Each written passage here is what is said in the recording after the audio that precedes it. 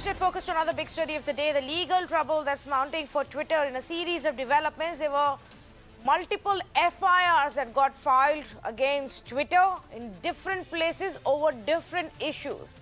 Example number one, and f.i.r. number one came in when the Delhi police filed an f.i.r. over the child porn and sexual harassment videos and links which are available on Twitter. Now, this was done basis a complaint by the National Child Rights Commission, who wrote to Twitter for this action. They had been in touch with Twitter. Twitter's response is what really then got the NCPCR upset, and then they wrote to the Delhi police saying that they are misleading us. They are telling us that they don't have any control on the content that goes on the website. All of it is done by their parent company, but the parent company owns almost 90% of Twitter India. So what's the problem? Take action against them. They've also written to the government. The second big example is the f.i.r. that's been filed now for displaying the distorted India map. The big controversy that erupted yesterday when it emerged that in Twitter Careers page and link, the map of India shows Jammu and Kashmir and Ladakh as separate entities, separate nations. Now, tonight I want to talk about these actions and if these are now a response by the government and a reflection of the fact that Twitter continues to be brazen and defiant of the Indian rules. And there is now clearly a full communication breakdown. Absolutely no communication between the Twitter company and the government of India, which is not a good situation at all. The parliamentary panel seems to be upset with Twitter. They're going to be asking Twitter to explain how the Information and Technology Minister's account was blocked for an hour. What were the rules and processes followed there? And so this now looks like a complete breakdown of any kind of conversation and communication between the two sides. Now, if Twitter really does have a problem with India's new IT rules and feels that it cannot follow them, it can either get out of the country or it can challenge these rules legally in court and say that these rules cannot apply to us or are not constitutional or whatever. But this grandstanding that's happening currently, where it won't appoint a grievance cell officer or a nodal officer, where even the interim officer seems to have quit and run away, where every response to every query from any police department or the government is that we don't know, it's not under our control, it's in the control of people sitting abroad, is not going to really solve the problem.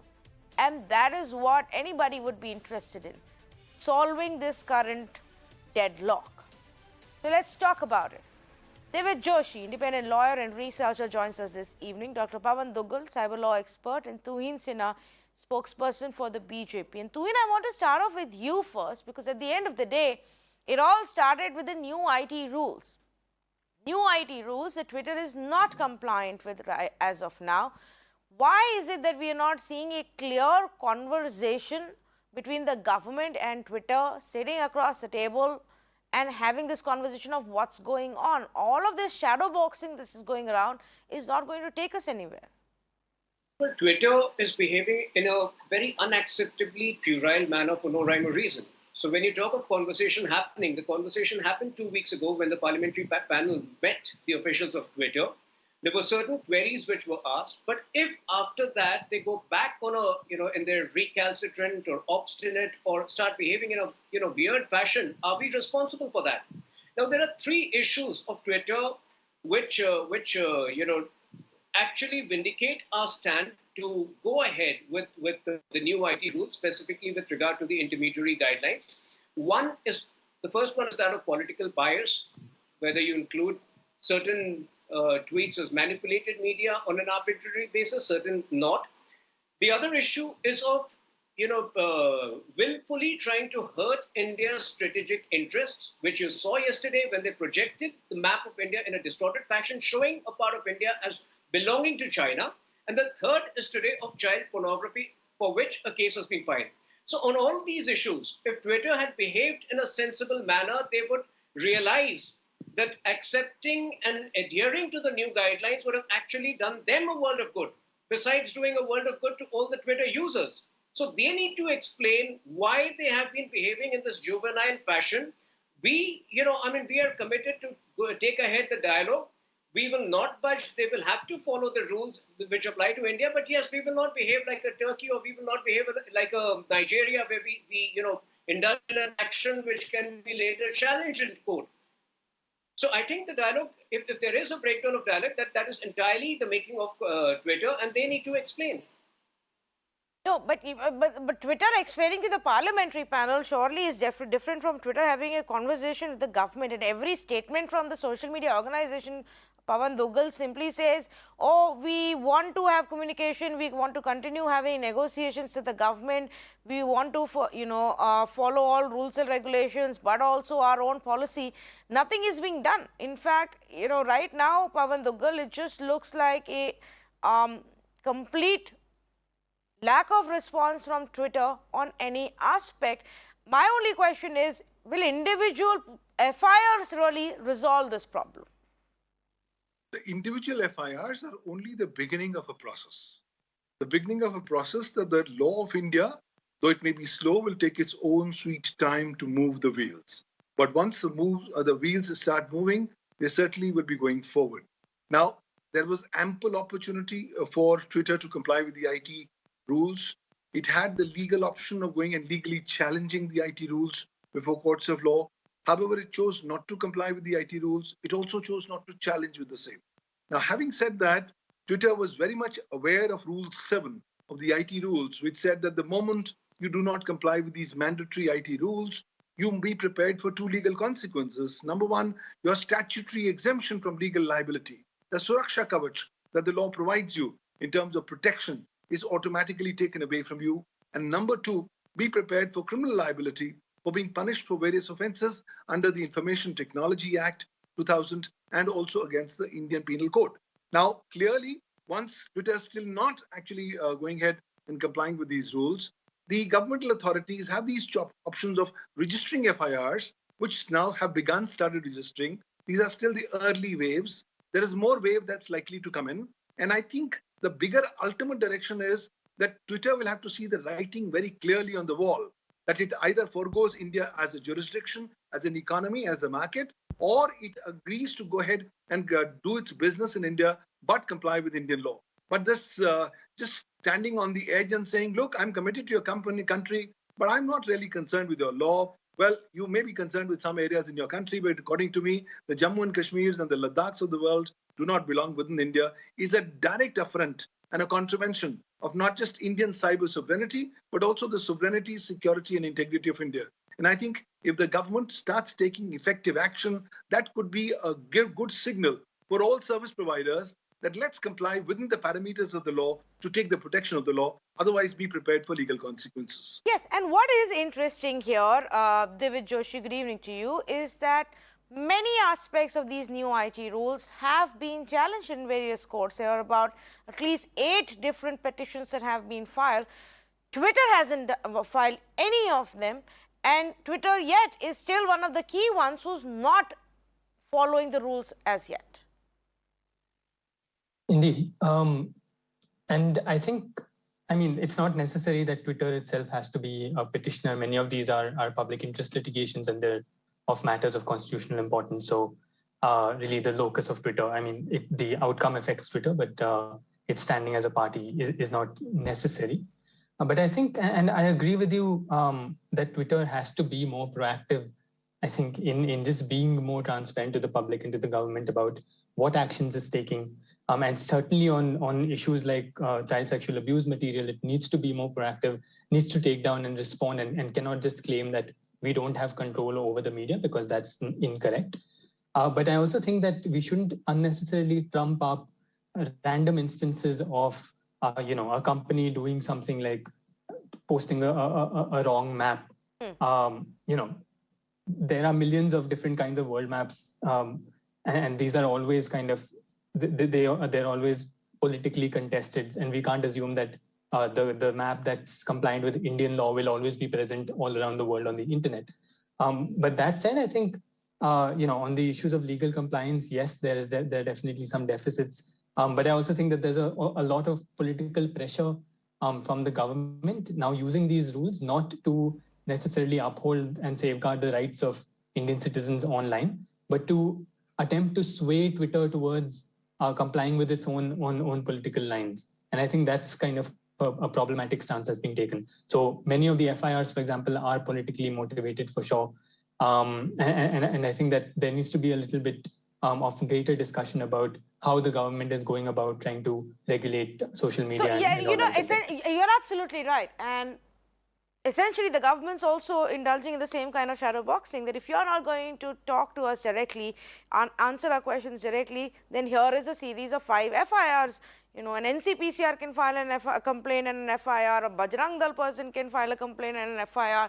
But you say that obviously it doesn't look like the mistake with the map would have been intentional. Would you say so also, Divij, about the fact that the IT minister's account got blocked for an hour? Certainly. And again, I don't think any company wants to invite such bad publicity for itself by blocking, by mistake, by intentionally blocking something and then blaming it on a copyright mistake. In fact, these kind of copyright strikes are known to happen all over the world. They're actually a problem very fundamental within the legal structure through which copyright is regulated online. I myself have faced a copyright strike for writing about a music company on a blog that I run. So, these things are absurd and these kinds of mistakes do happen. It's unfortunate. And I think the biggest outcome that we need to, the biggest learning from this is that we as users of social media just need greater transparency from them about how our own speech is being regulated. Also, as citizens of the country, greater transparency from the government about how they're choosing to respond to social media regulation. Yes. Okay, so that's the other aspect, transparency from both ends, which, Tuhin, while you continue to back these regulations, there is a big question mark on how it's going to bring about any transparency. If the government deems fit, you send 100 requests to Twitter to say pull these accounts down, and they have to be done.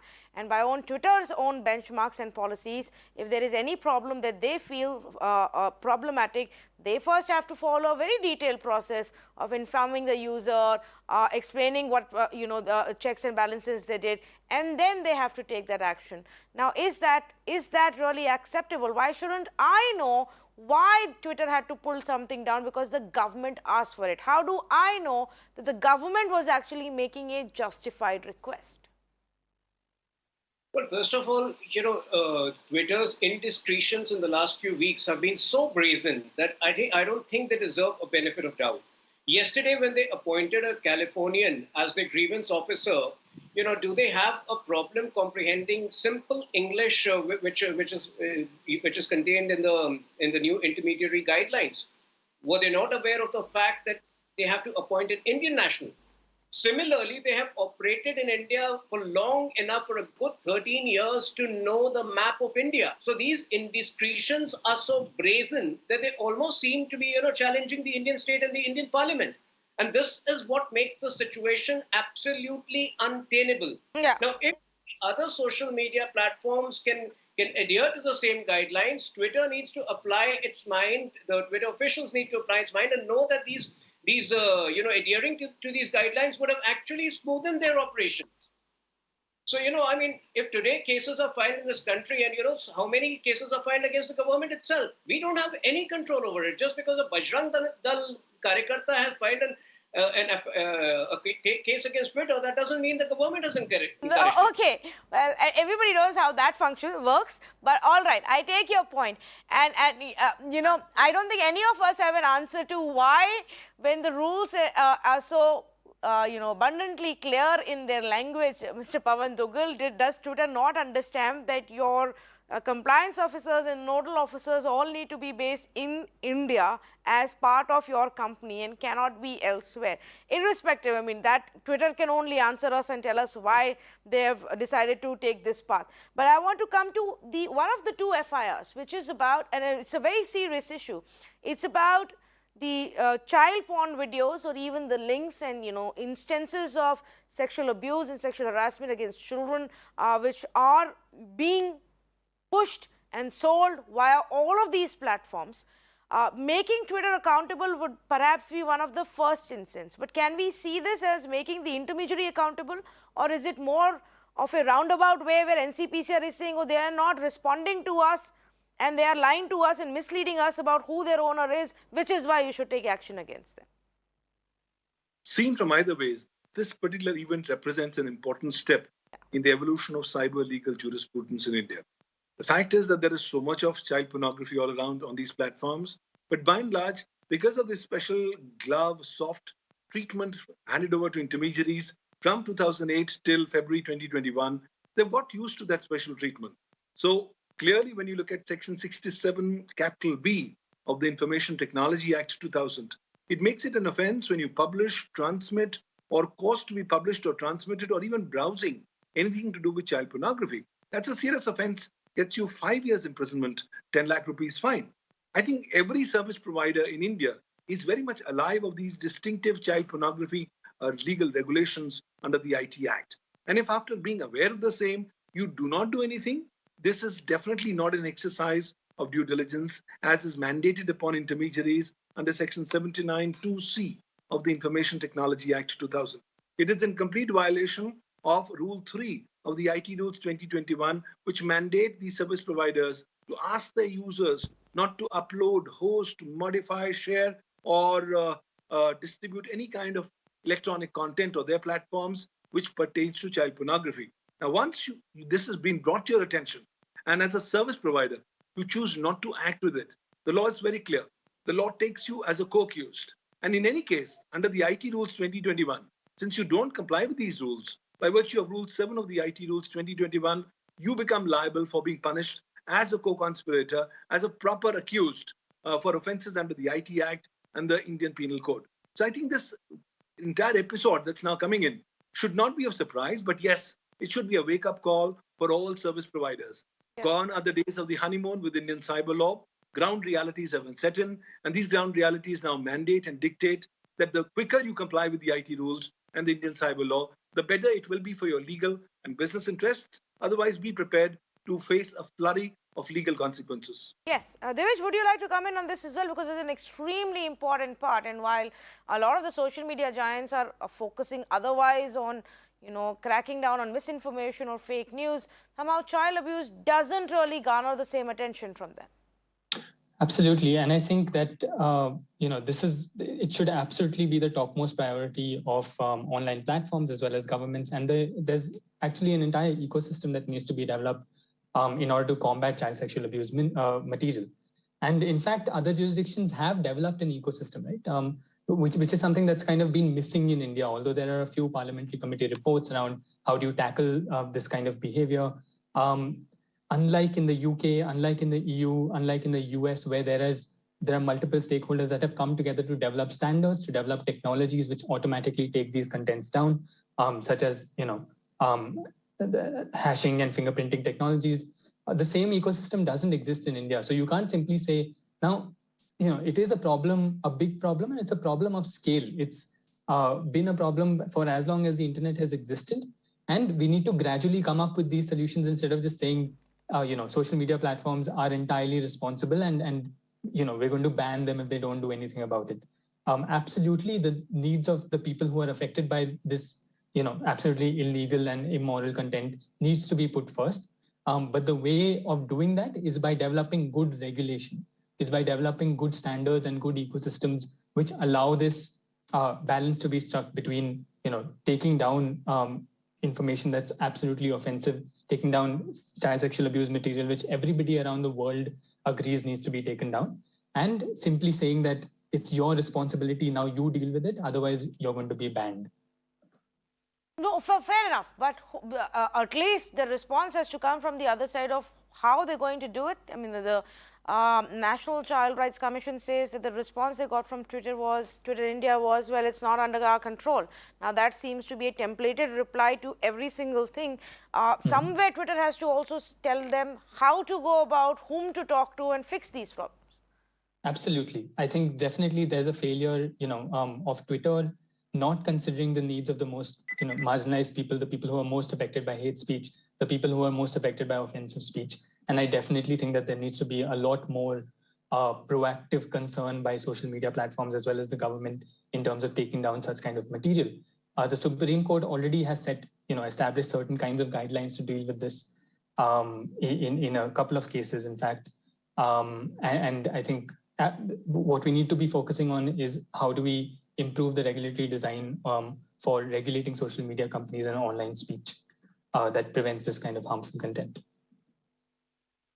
So that's why, Tuhin, I'm asking this question. Now, this is a very serious issue, and a communication back and forth between the NCPCR and Twitter is perhaps not going to be the larger way of addressing it. If we have to look at addressing the existence and prevalence of child porn videos on the dark web and social media platforms, it has to be with a clearer plan in place and a larger policy and set of regulations that the government needs to take initiative for and have conversations with the social media platforms.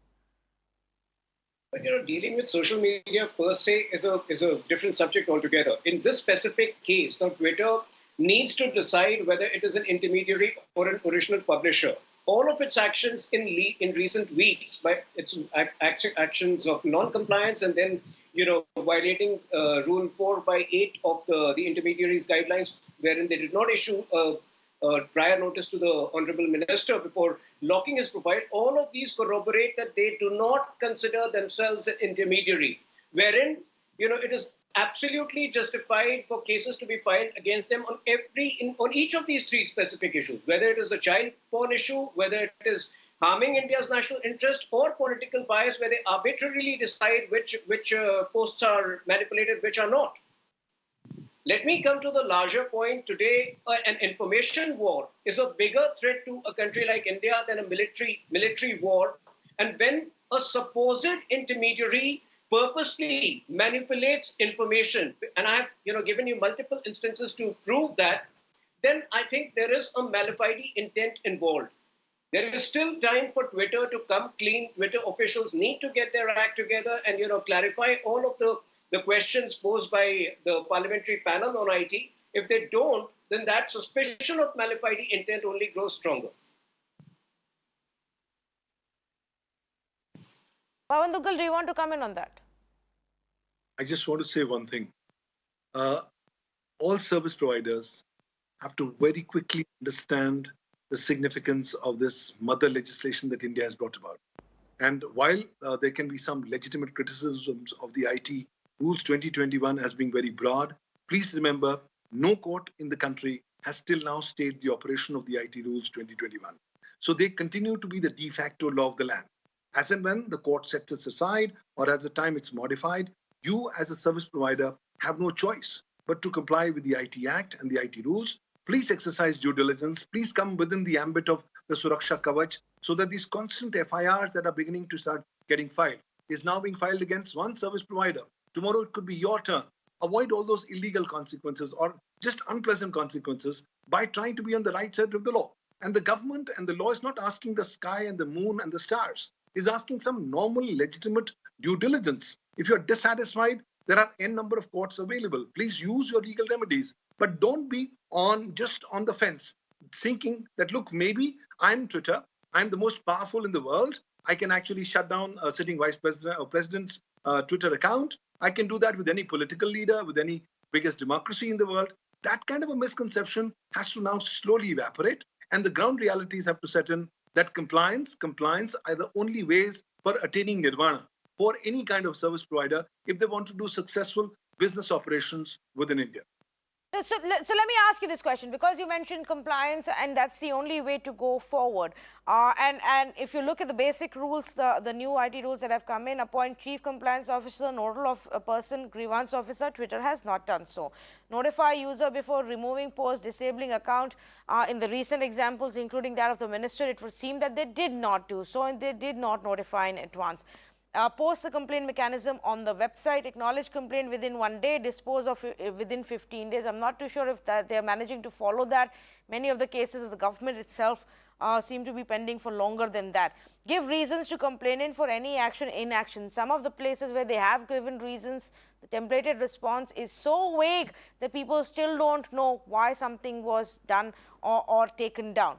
identify information depicting rape, sexual abuse. Now, this is where this current case comes in, where they did not act even after NCPCR highlighted the issues and the specific instances, and still no action was taken, and published monthly report of all activities. Twitter is really clearly non-compliant of most of these, Pawan Duggal. Does that, and this is often said and maybe misunderstood, does that take away their intermediary status? Is that a status you can really take away from any company? Or is it simply more of a notional thing that if you're not going to follow the rules, we won't treat you as one? No, I think let's clarify. It does not, their action or inaction does not take away the status of them being an intermediary. They continue to be an intermediary because they fulfill the parameters under Section 21W of the Information Technology Act. It's the IT Act which determines whether you're an intermediary or not. However, what has been taken away from them is their statutory exemption from legal liability. It's the promise that the law has given to you that if you comply with my parameters, if you exercise due diligence, if you do not conspire or abet in the commission of any offense, if you remove content that's asked to be done without vitiating the original electronic evidence, the law promises you that you will not be sent to jail. The law promises you that you will not be forced to pay 1 rupee damages by way of compensation. A majority of these intermediaries had been taking the benefit of the statutory exemption from legal liability from 2009 till early 2021. But now, if your Suraksha Kavach, if your statutory exemption from legal liability has been withdrawn thanks to Rule 7 of the IT Rules 2021, then you stand exposed in a chamber full of radiation without any radiation suit. And you will have to be solely responsible for the consequences that follow in this regard. Okay, so the shield, that specific shield is gone, and which is why you're now seeing more and more cases on various aspects being filed. Very quickly, Divij, to you, are there examples internationally of Twitter behaving in a similar manner when it comes to regulations and actual laws of a specific country and not implementing those laws? I can't think of any particular specific laws because actually very few countries have similar regulation of social media. We have in the US, you have Section 230 of the Communications Decency Act, which is similar to what our old regime was a little bit in terms of providing safe harbor. In the EU, these questions are still being debated. In Brazil, there was some legislation, but not precisely this. So checking compliance or those comparisons aren't so incredibly apt. But absolutely, I think that, Twitter doesn't really take the needs of users in other markets very seriously. And that's the way it seems from just kind of, the history of how it deals with content moderation issues outside of its primary markets of maybe the US or the EU. And I think that, this is a matter of a number of political and economic factors. Maybe it doesn't get enough revenue from here. Maybe it simply doesn't take it seriously enough because it thinks that it's a US-based corporation. And I definitely think that there needs to be greater effort and greater investment into content moderation safe to make kind of the social media experiences of Indian users more safe. And I think that that's something that's absolutely missing. Yeah, because there can be no denying the fact that it's a huge market for them as well. And, there are millions of people in this country who use social media. And so this is not a market that they can take lightly. Perhaps for similar reasons, it's not even a company that the government can take lightly and simply just stand up one day and say, oh, we're going to shut you down because you don't follow our rules. Because at the end of the day, Twitter is now also a platform even for government entities, ministers, departments, to get their word out, and even for political parties. So I think everybody realizes that it's a key platform and a key market. But unfortunately, despite that realization, we're just going around in circles with a lot of shadow boxing, not sitting across the table and having a conversation to resolve this problem. I mean, it just stumps me really, and I have not been able to find anyone, even experts, who can give us an answer as to why Twitter is behaving in such a manner in our country. Even if you have problems with these laws, with these rules, you need to come up and challenge them legally. But to not have a conversation, to not respond, to say every single time, to give the templated legal response that, well, this is not in our hands, it's with people who sit abroad, is not going to take you anywhere. A comprehensive, healthy debate on the legitimacy of the laws and the rules can only happen if the two sides talk, or at least go to the court and then seek relief from the court. Until then, this is just going to continue. As a user, all I want is greater transparency and swifter action, both from my government and my social media platforms. Big thank you to all three panelists for joining us on this conversation.